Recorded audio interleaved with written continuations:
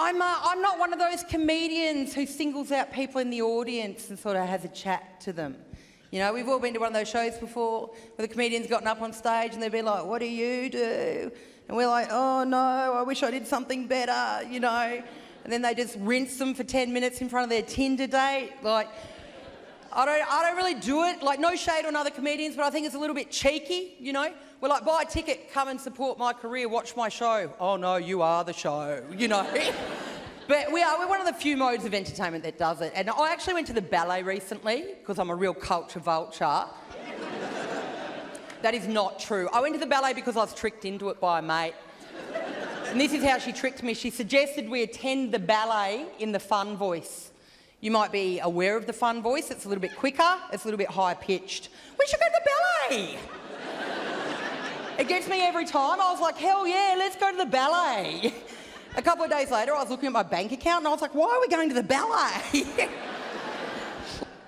So we went to the ballet, real baptism by fire. We went to see Swan Lake.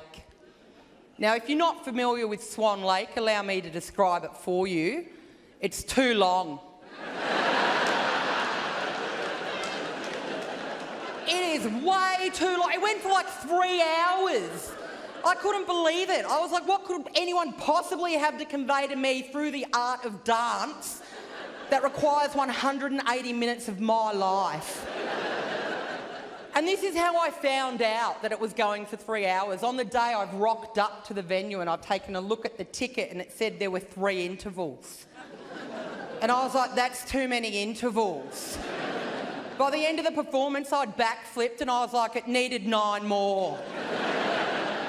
Now, unfortunately, the director saw my backflip and now I'm touring with the show. So we're there, I'm like, 3 hours, it's too long. I'm like, this is an absolute nightmare, I'm already wound up, right? And then we start making our way to our seats.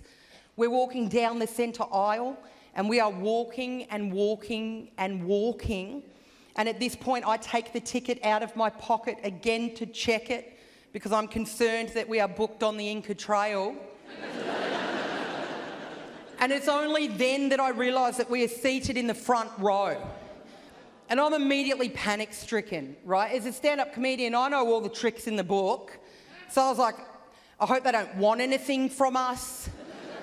I hope there's no audience participation. I haven't stretched.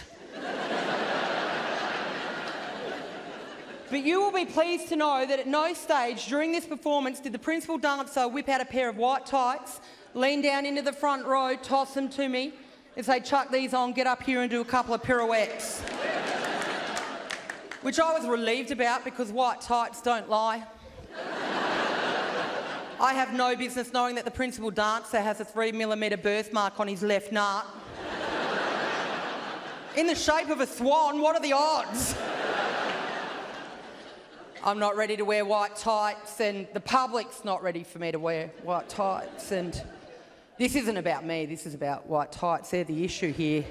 You know, this isn't like about looks or body shaming. I'm quite happy with how I look. I know that I'm a Metro 7 and a Regional 10.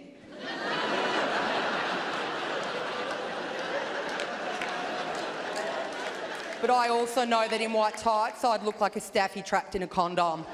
I'm Kirsty Webeck.